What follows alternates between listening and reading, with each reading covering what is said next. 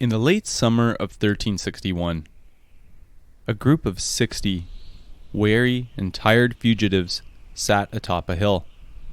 They were accompanied by an almost equal number of rather small yet hardy-looking horses that munched away on the scant grasses that popped up here and there in the largely barren landscape. Barren and deep in the desert region of Khorasan, in what today would be considered Central Asia, or more specifically, southwestern Uzbekistan. As the sun peeked over the horizon, the clear and cloudless sky above promised another dry and arid day.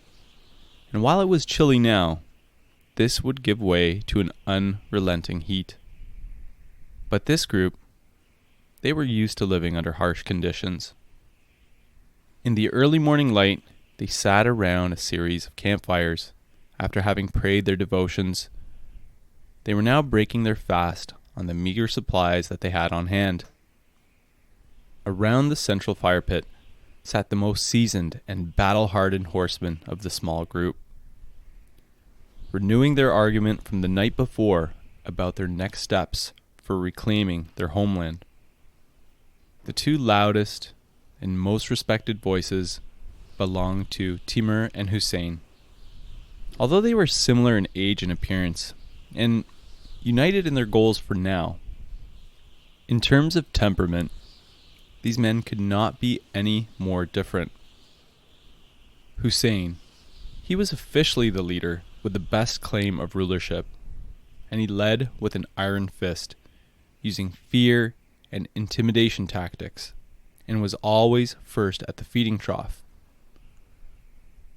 Whereas Timur, technically the second in command, well, he was cut from a different cloth. The eyes behind his tanned and leathery face, as a result of the bulk of his lifetime being spent out in the open steppe, were shrewdly calculating and wise beyond his years. He also had a bit of a ruthless streak when the situation called for it, and was clearly comfortable in the field, having fostered strong relationships with the soldiers that were surrounding them. That morning, however, the two leaders were again unable to agree on the path forward. The 25-year-old tall and broad-chested Timur, he rose from his seat near the campfire and walked over to the edge of the rocky hillside that he had picked out for the group. It offered an excellent defensible position and a 360-degree view of the cracked, dry, and light brown surrounding landscape beyond. He snorted with disdain and shook his head. Fugitives, he thought with irony, a newly minted label given by the Mughal Khan that now occupied his homeland of Transoxiana. Despite the discomfort that was apparent among the group about the future implications of such a label, if Timur felt this, he showed no signs to those around him. He was calm. Under the surface, however, his mind aflame, working through options, scenarios, and potential outcomes. During his lifetime thus far, he had navigated so many difficult challenges already. And although there had been some missteps, he was determined to learn from them and figure out a way to climb out of the figurative hole that they now found themselves in. As his steely gaze surveyed the desert landscape that projected out in all directions surrounding them, in the distance he saw plumes of dust rising out into the air in the horizon. Timur sprang into action and roared out commands to the group to ready themselves for battle, and in moments was ready himself, sitting astride his horse, composite bow out in hand, awaiting the enemy's arrival. As the Mughal Khanat's horsemen came into view, Timur estimated that they would be outnumbered roughly 10-1. And now, surrounded on the hill with no place to escape, the situation was dire. But if Timur felt this, he showed no signs to those around him.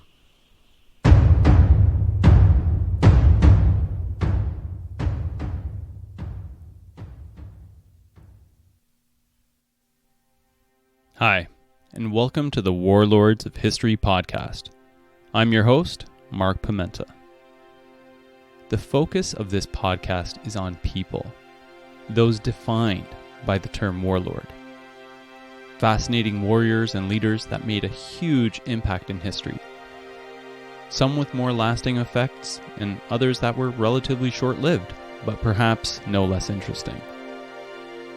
That said, when I select a particular warlord, I plan to, of course, review their lifetime and actions, but also take this further by looking at the environmental and political conditions right before their lifetime.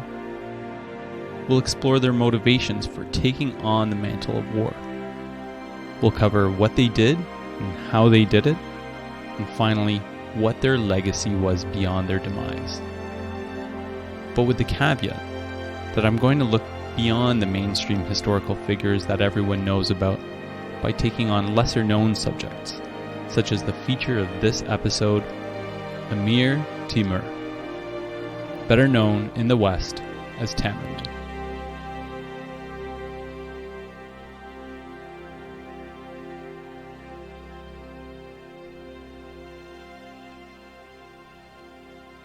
I'm always really quite amazed of how few people know about Timur.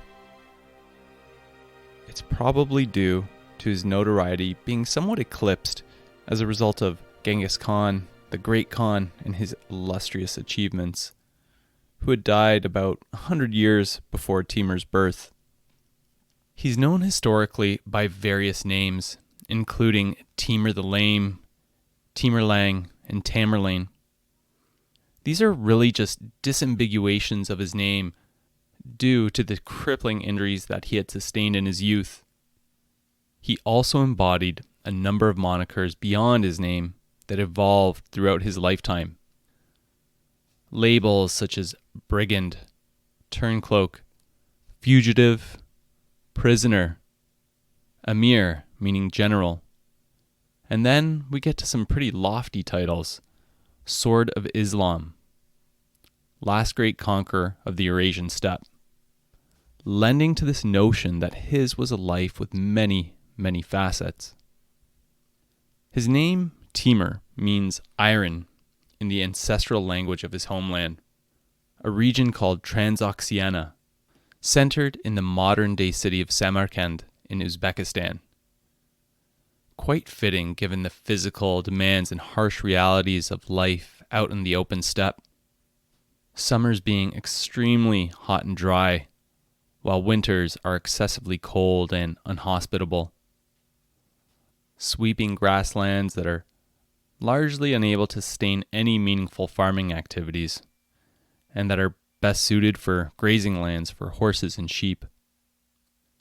Timur was a Turco-Mongol or Tatar warrior, arising out of Central Asia, who founded the short-lived Timurid Empire.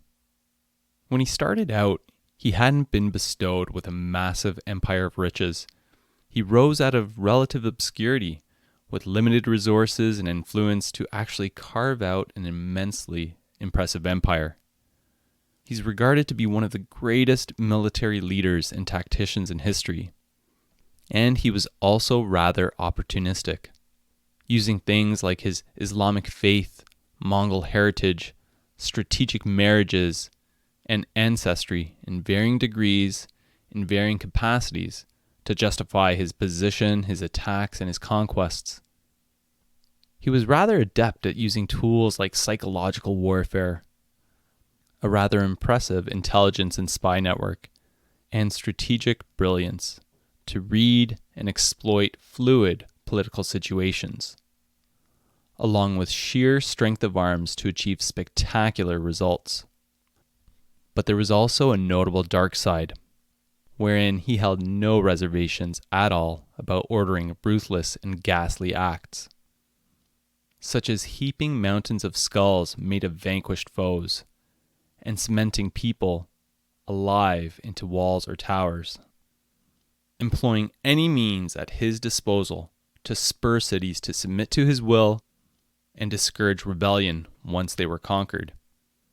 His conquests allowed him to carve out one of the biggest empires that the world had seen, including modern-day Uzbekistan, the Southern Caucasus, Iran, Iraq, Afghanistan, much of Central Asia, as well as parts of contemporary India, Pakistan, Syria, and Turkey, accounting for an area of roughly 4.4 million square kilometers. His feared armies wreaked havoc and devastation throughout these lands. And during his 68-year lifetime of almost constant warfare and campaigning, this resulted in the death of an estimated 17 million people. An astounding figure, being that this accounted for approximately 5% of the world's population at the time. I have to admit, I struggled to land on exactly where this story should start, thinking about the environment in which Timur arose and forged his empire. Prior to really understanding and digging into this topic, my inclination was to lean on any information surrounding the Mongols and Genghis Khan, and this certainly played a role in the story that we'll be covering here today. But I came to realize that there is much, much more than that. All I had in mind was the notion of nomadic steppe dwellers that subscribed to shamanism surrounding nature and the worship of Tengri, the sky god. As I started learning more about Timur, one thing became clear to me right away. You don't come up with a title like Sword of Islam for nothing. Really, that is one lofty title, Sword of Islam, bestowed on a religious warrior striking blows against the infidels as a weapon in God's hand. But the interesting thing is, this notion of a warrior destined by God to vanquish infidels was employed, at least in my opinion, in an opportunistic manner, being that much of the campaigning year upon year throughout his reign was directed towards fellow Muslim nations. It was one of the many justifications that he used to create a reason for warfare and toppling other empires, thus adding to his own. But he also later used this as a justification for his leadership, being that Timur lacked a direct ancestral linkage to Genghis Khan. This was an important, or better yet, essential threshold for being recognized as a ruler of these lands, and a theme that we're going to continually see surfacing throughout Timur's story. What a brilliant PR spin, really. If you can't link your authority through ancestry to Genghis Khan, what better way than linking your authority through God? So when exactly did Islam arrive in Central Asia? It began in the mid-700s via the Abbasids Caliphate's rolling conquests into Central Asia, stemming out from the Middle East and moving further eastwards, battling the Chinese Tang dynasty for control of the region. This was the prime mechanism through which Islam was introduced, continuing well into the 10th century, wherein cities including Samarkand, Bukhara, and Urgench flourished as centers of Islamic learning, culture, and art. In the 13th century, the Mongol invasion halted the process for about a half century. However, this intervention was not enough to diminish the hold of Islam in the region, although some pockets of shamanism did remain.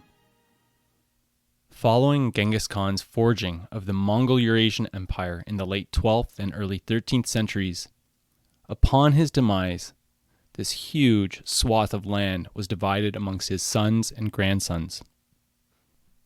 While each of these territories were quite large in their own right, they were still just pieces of a fragmented empire, with no rulers that had the ability to unify and lead. Each of these regions, of course, having their own strategic aims, objectives, and struggles. Of course, there are some benefits to a smaller divided empire, being able to focus efforts in concentrated areas and deal with regional issues.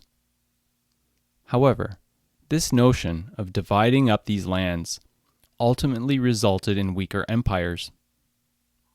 These territories began to further degrade and split due to wars of succession, as the grandchildren of the great Khan disputed and then fell into bloody purges. This was the environment into which Timur was born.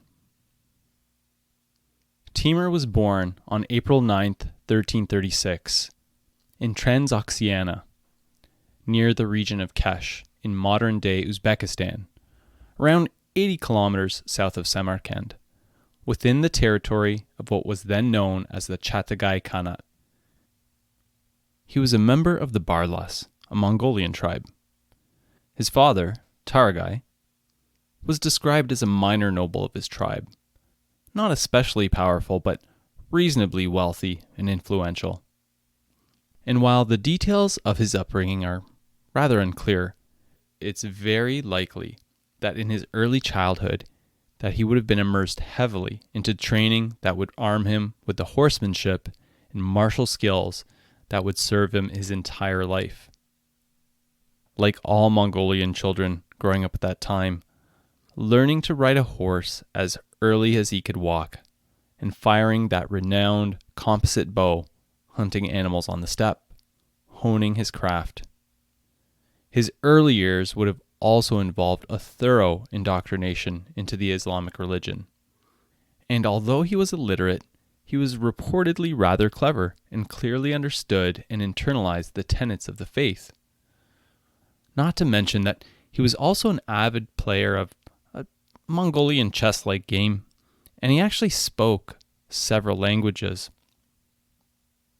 As I mentioned earlier, despite his reasonably wealthy family, life on the unrelenting steppe was a harsh existence. At some point in his early teens, Timur started showing emerging signs of natural leadership and bravery. He led a small band of followers that were actively raiding merchants, travelers, and other tribes for goods, especially animals such as sheep, horses, and cattle, to augment his and his family's flocks and overall wealth. He grew up in an area called Kesh. Kesh was only a relatively short ride away from Samarkand, a city that was essentially a fixture on the famed Silk Road. This, of course, regularly offered up attractive targets to increase one's wealth by pilfering those traveling merchants. By the time Timur was about 19 years old, his first two sons were born. Jahangir, his eldest, followed shortly afterwards by Omar Sheikh. Through his family's holdings and his raiding activities, his family had amassed a great deal of wealth, raising their station and attracting the attention of the de facto ruler of the Chagatai Khanate, Amir Kazaghan, who would have certainly been aware of Timur's growing martial prowess. Kazaghan was the leader of the powerful Karaunis tribe, a Mongol people who had settled in northern Afghanistan. Roughly 10 years prior, he invaded Transoxiana, killing and deposing the ruling Chagatai Khan. Due to his lineage, he was unable to install himself as Khan. So, he made sure to set up a puppet Khan, with Kazaghan in the background holding the strings, a practice that Timur himself took notes on and would employ into the future. To everyone at the time, it was abundantly clear who was holding the reins of the Chagatai Khanate, as it was to Timur's father, who used his growing influence and attention as an opportunity to gain favor with Amir Kazaghan by pledging Timur to his court. Kazaghan accepted and immediately took a strong liking to the brash young Timur. Shortly after accepting Timur into his service, a disturbance to the southwest of Transoxiana arose, in the form of a raiding party from neighboring Khorasan, which is in modern-day northeastern Iran, that had invaded the region for plunder. This was the perfect opportunity for Kazaghan to test out his new charge, being that this was exactly the type of activity that Timur was familiar with. Kazaghan gave Timur his first command, ordering him to stop the marauding force of invaders. Timur gathered his warriors and pursued with haste, and is quickly able to catch up with this invading force, being that they were slowed and weighed down with plunder. Demonstrating his keen eye and ability to identify the ideal battleground, Timur organized an ambush and laid in wait. As the raiders from Khorasan plodded on by, he commanded his troops and himself took part in a series of aggressive charges that ended up exploding into a short but furious battle, with the enemy being taken completely by surprise and quickly dispersed. Timur returned to Kazaghan and was received as a hero, to such a degree that the Amir opened his arms and his family to him, marrying him off to one of his granddaughters. In the spring of the following year, Kazaghan was looking to exact retribution on Khorasan for the raids from the previous year that Timur had mopped up. He sent an envoy to the city of Herat, known as the Pearl of Khorasan, demanding compensation from its ruler, Melik Hussein Guri, for the damages caused, but received no response. Infuriated, Kazaghan ordered his armies to assemble, assigning his rising star and newly minted grandson-in-law as the initial thrust of the expeditionary force. Timur was given his second command of 1,000 horsemen and took to this position with great ambition, also spending time to establish strong bonds with his soldiers. He always made sure that his force was well equipped and well fed. Maintaining high morale was an important agenda item, so he always spent a great deal of time interacting with his men in the field, particularly eating his meals with them, also giving him a good pulse on the concerns and mood of the group. Timur's group formed the advance guard of a much larger army. He would go forward, with Kazaghan falling behind with the bulk of the forces. As Timur made his way to Herat, he persuaded, with the promise of plunder, additional smaller clans and tribes to join his cause. Timur and his commission entered into Khorasan and set up camp in the mountainous region in the vicinity of Herat, showing a clear intent of always retaining favorable grounds for his forces, and taking his time to identify the ideal landscape for the upcoming battle. And then he sat tight, allowing Amir Kazaghan's army to catch up. Melik's forces were out in the field before them, drawn up behind a low wall outside the city, seemingly hastily raised up, and with weaknesses that Timur and Kazaghan were confident that could be exploited once they moved beyond the fortifications. Kazaghan ordered Timur to lead the vanguard and commence the attack. Using the time-honored yet completely effective Mongolian tradition of the feigned retreat, skirmishes began, with Timur's forces gently falling further and further back, emboldening the Khorasan forces to surge forward and move further and further away from their fortifications, but in doing so, becoming increasingly unorganized. As the unorganized Khorasan charge advanced, when they were sufficiently disorganized and chaotic, Timur turned his troops around, triggering Kazaghan to commit his forces into the fray, including left and right wings that completely flanked Melik's disorganized army with furious charges.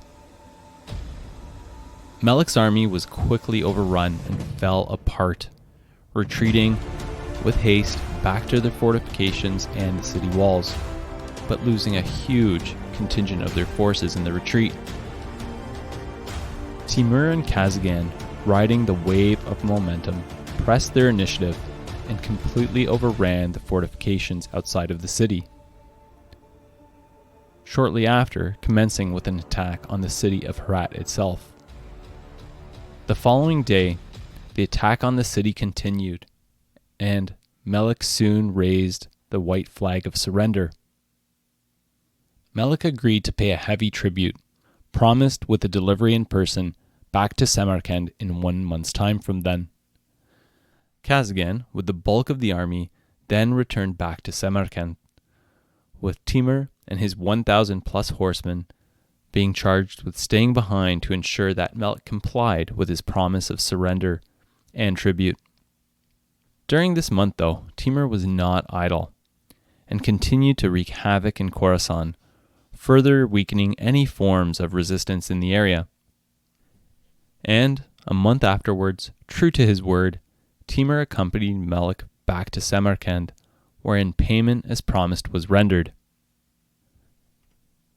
With Kazgan now in a firm position of power in Transoxiana, he now started to look outside of his territory for opportunities for conquest, eyeing the kingdom of Khorasan to the northwest of the Chagatai lands, and initially looking to his grandson-in-law to lead the charge.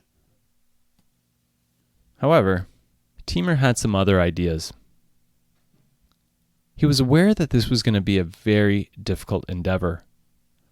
The Khorasan people were in possession of strong fortifications, and they had a sizable army too.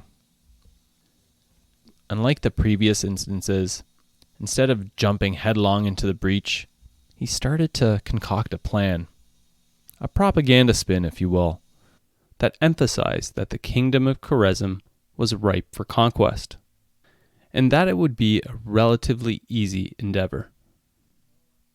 This is because he wanted someone else to be charged with the initial foray into Khorasan, scheming that he would go in afterwards to help mop up and use his army to take over the war-weary kingdom. As a result, he was able to plant this seed with key members of Kazgan's court before approaching the Amir himself, advising him that it's his son that should be taking on this mission, so he can win fame for the family and himself, especially being that he was his successor. Kazgan agreed wholeheartedly and set Abdullah off towards victory. The problem is, Abdullah was relatively inexperienced in facing a prepared and dug-in foe, and evidently this was too much for Abdullah, and he was unable to make hardly any headway at all, and in fact soon found himself and his army in a very tenuous situation. Far into enemy territory, depleted and tired, and surrounded, unable to march back. As planned, Kazgan shortly thereafter called upon Timur to help his son and salvage the dire situation. At the head of a large force, Timur rode into Khorasan. However, he couldn't engage them to meet in for a pitched battle, and he didn't want to try his hand at storming all these strongholds, because that's essentially what did Abdullah in. Instead, opting to make overtures to the nomadic chiefs in the area, convincing them to join the cause. He then used these united tribes as a bargaining tool, having the most influential meet with the governors of the forts and convince them to give up, which they did, one by one, resulting in an impressive takeover that was relatively bloodless, a masterstroke of diplomacy that led to the reining in of Khorasan. Timur and Abdullah returned to Samarkand victorious, but it was clear to all exactly who had owned the victory. Things were really looking good for Timur at this point, and he was becoming a notable force in his own right. He was admired and awarded for his bravery and skill at arms, and most importantly, he had the favor of the ruling Amir, which was the key ticket allowing him to increase his wealth and station in life. A couple of months later, however, Timur's world came crashing down around him, as Amir Kazgan, Timur's benefactor, was assassinated while out on a hunt. Assassinated by another prominent noble of the Karunas tribe, who had been deeply offended for being denied a prominent military position. In 1359, following Kazaghan's death, the Chagatai Khanate was a fragmented mess of alliances and claimants to power. Tribes making and breaking alliances, all in view of occupying the seat of authority that Kazaghan once held. Kazaghan's son, the poor and misled Abdullah, had been found to be lacking in leadership qualities. As soon as he attempted to claim his father's seat, he was quickly cast aside by the three most powerful tribal chiefs in Transoxiana. These included Haji Beg of the Barlas, the same tribe that Timur belonged to, Bayan Seldas of the Ulus, and Bayezid of the Jalir. These three men decided to work together and formed a triumvirate of sorts. Timur, for the time being, smartly recognized and submitted to Haji Beg's leadership, being in no position of strength or influence to attempt to play for the leadership of the tribe. It was around this time that his father, Taragai, passed away. Timur wasn't in a position to play the political game for the time being, so he busied himself with his family's estate and lands in Kesh. A couple of months into this little reprieve, a grandson of Kazaghan, Hussein, wrote a letter to Timur requesting his assistance. He was seeking the inheritance of his grandfather, meaning that he was essentially canvassing for allies to help him take over the Chagatai Khanate. Hussein grasped at anything he could possibly think of to convince Timur to help him, also emphasizing the importance of family duty, being that they were essentially now related, with one of Timur's wives also being Hussein's sister. Timur had some concerns though, and there were three big tribes already at the helm really in the region.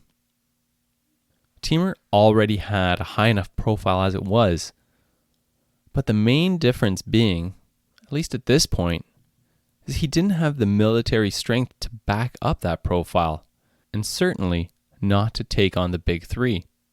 So he didn't want to get into their crosshairs. On the other hand, in Hussein, he also saw a potential ally that could really play an important future role in helping him regain his important position.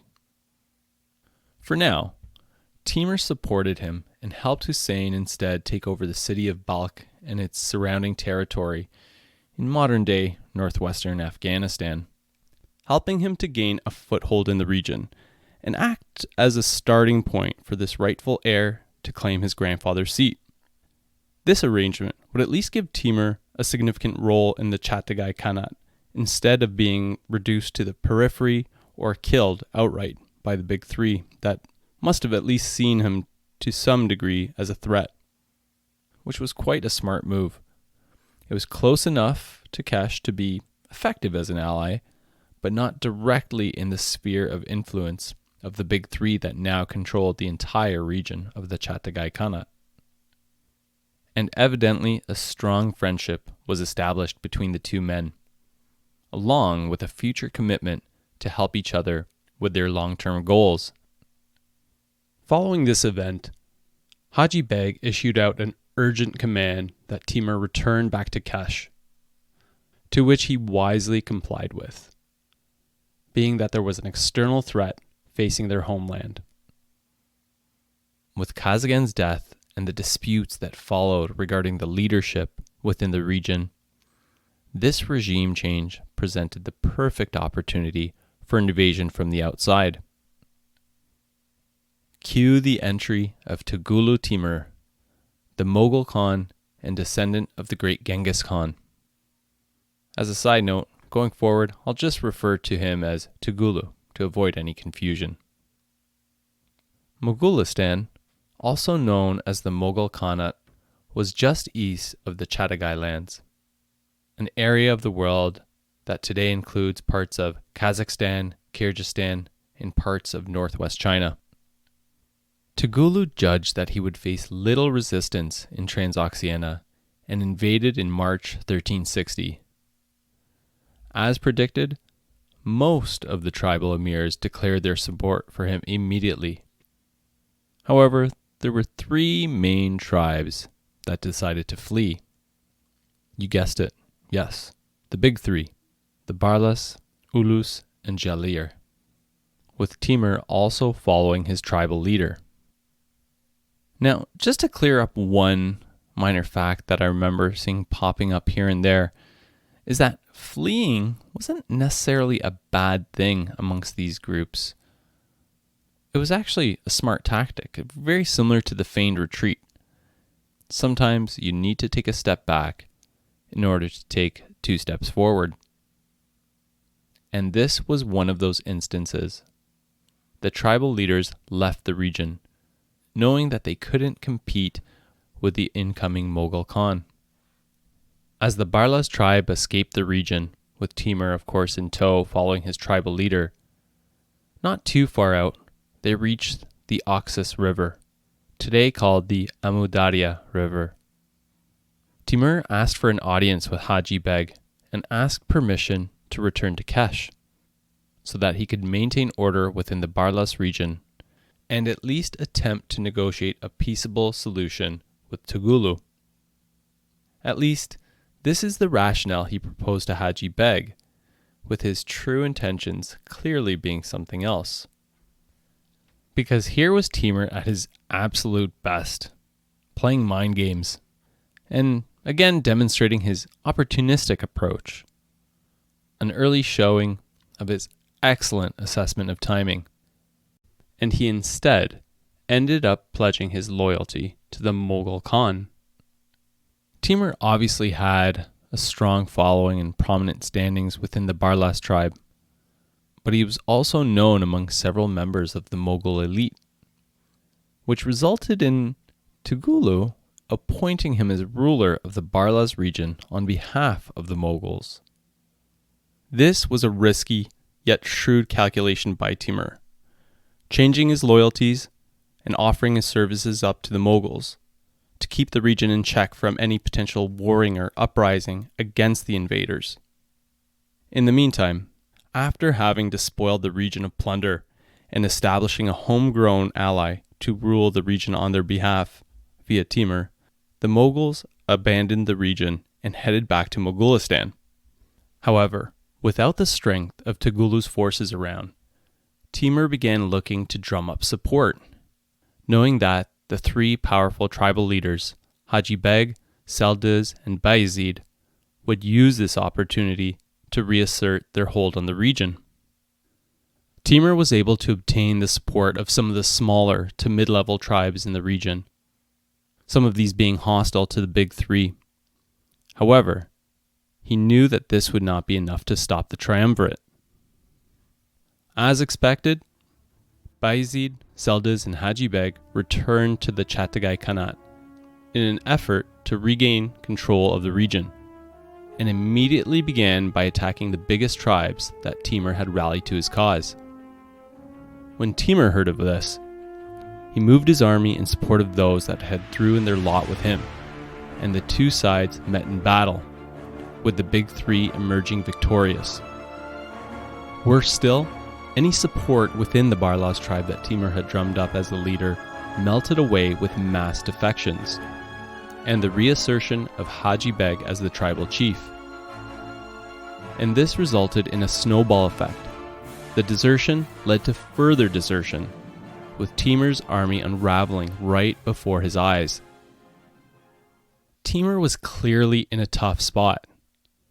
Although he still had some remaining troops and some of the smaller tribes that were loyal to him, his army must have been severely depleted and war-weary, with no home base to rest and gain reinforcements.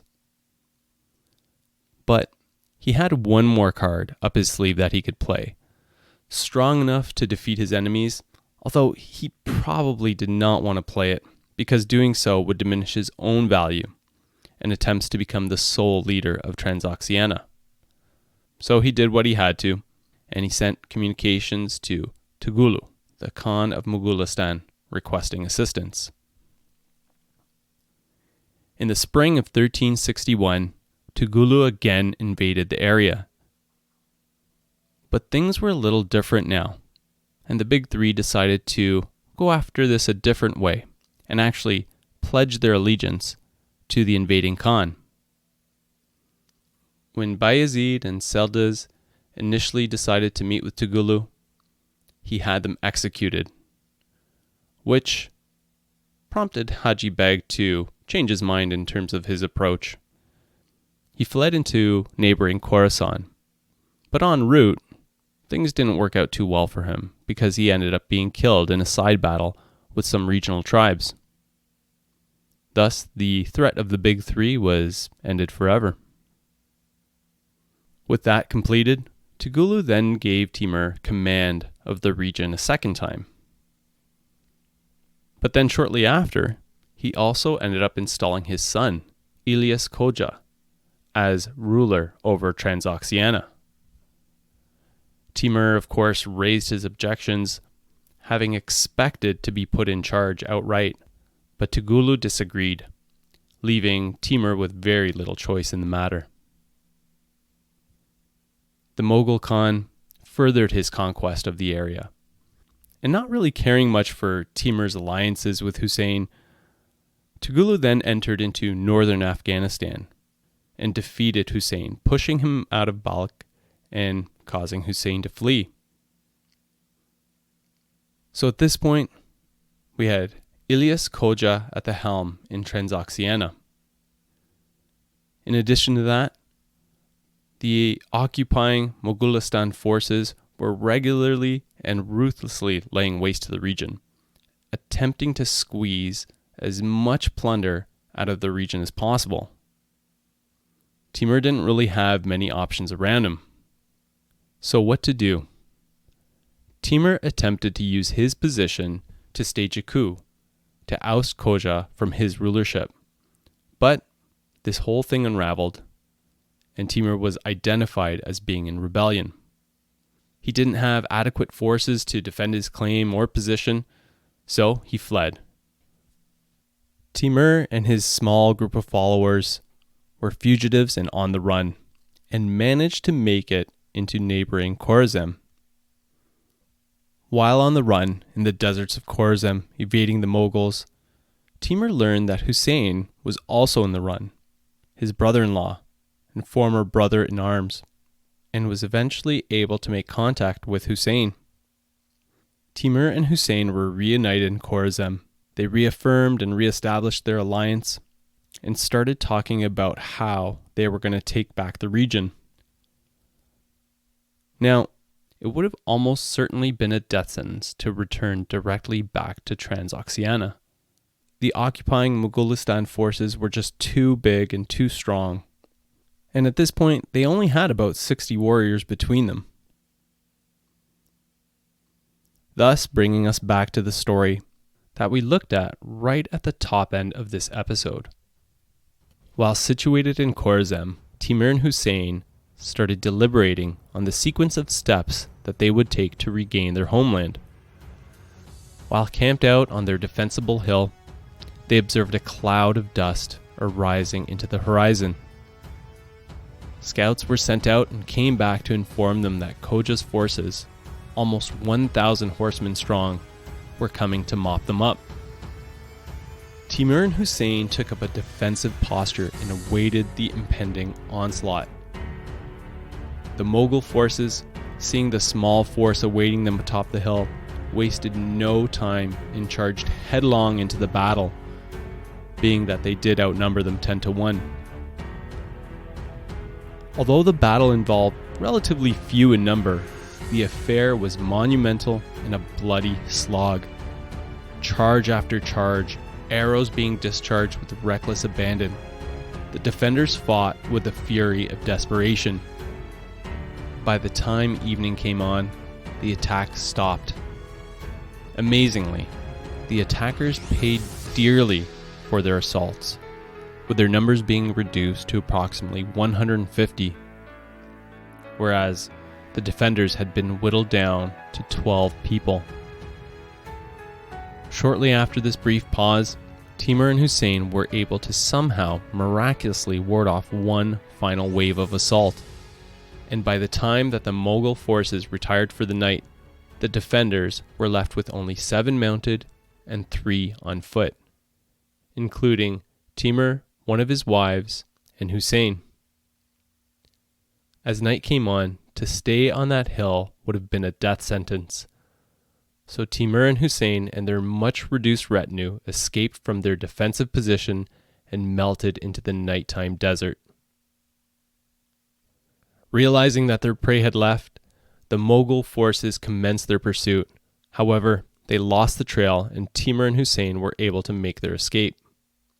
What followed over the next couple of months was an extremely rough and stark existence, wandering through the desert and an occasional village and scavenging to stay alive. One night, while camped out in the desert, a local tribe, led by Ali Beg Gurbani, surrounded the small group. Timur gave up, knowing that fighting their way out was untenable, and they submitted to Ali Beg. Ali Beg separated the group and subjected Timur and his wife to a dilapidated cowshed, swarming with fleas and vermin for 2 months of extreme misery. This certainly marked the bottom of the barrel for Timur, the extreme low point in his life, and could have marked an unceremonious end in what had once been such a promising career. Despite all the enemies that Timur had gained over the years, his exploits and bravery were still widely known and admired. And he also had some advocates, which provided the key turn of fortune in this miserable spot. Mohammed Beg Gurbani, Ali Beg's brother, he sent a letter to his brother imploring him to give Timur his freedom, along with some gifts to spur the release, to which Ali Beg obliged. Timur and his small group were allowed to go free, and again made their way into the deserts of Khorzem, selecting this territory due to its inhospitable and wide expanses, making it easier to keep escaping from any potential foes. During this time, Timur started attracting small groups of followers to join his cause, traveling from village to village and providing meager gifts to encourage soldiers to his banner. Not to mention the obvious fame and charisma that he must have carried. I mean, people must have been kind of crazy to join up with this fledgling group. Before long, Timur and Hussein's army increased to about 200, including both horse and foot soldiers. But this number was not nearly sufficient for their long-term goals. So Hussein headed off to his tribal lands in Kandahar to rally more troops to join their cause. And Timur intended on doing the same thing. He knew they had to increase the strength of their army if they were to make any gains against the Mughalistan occupiers of Transoxiana. So throwing caution to the wind, Timur went back to his stomping grounds of Kesh, and also to Samarkand, to call more partisans to their ranks. But this was such a risky venture given the enemy's presence in their homeland. The risk proved fruitful, and they were somehow able to make their way back to Kesh and Samarkand, their soldier count swelling to over 2,000, due in part to some of the smaller tribes and warlords in the region being fed up with the Mughals and their brutally consistent practices. It was increasingly clear that the scent of rebellion was ripe in the air. Under the cover of night, Timur and some of his closest soldiers snuck into Samarkand and began blowing on the embers of rebellion, recruiting more warriors to their cause. However, these actions also resulted in awareness from the occupiers. But Timur was not ready to strike just yet, and left the city with haste, but had managed to supplement his strength. They headed far south, out of Transoxiana and out of the reach of the Mughals, to southeastern Khorasan, into the mountainous, wild region of what today would be the borderlands of Iran and Afghanistan. Shortly after, Hussein then rejoined with Timur, bringing additional forces in tow. They took up residence in those wildlands and use that time to figure out their next steps.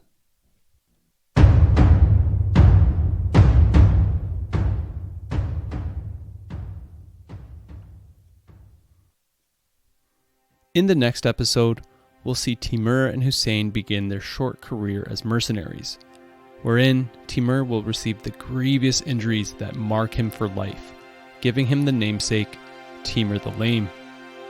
Then, we'll jump to Timur and Hussein's upwards climb, engaging in a series of monumental battles with the occupying Mughals, leading towards the liberation of Transoxiana. But in doing so, also revealing the cracks in the veneer of Timur and Hussein's alliance, culminating into a bitter and deadly standoff for rulership of the region. And much, much more to come in the next episode of the Warlords of History podcast. Theme music by audionautics.com. If you want to support the podcast, there's a number of ways you can do so. You can subscribe on whichever platform you happen to access the show on. I would certainly appreciate a 5-star rating if you found this episode informative or entertaining. And lastly, you can head over to the show's website, warlordsofhistory.com, where I'll include some additional info, like images and maps pertaining to this episode for your viewing pleasure.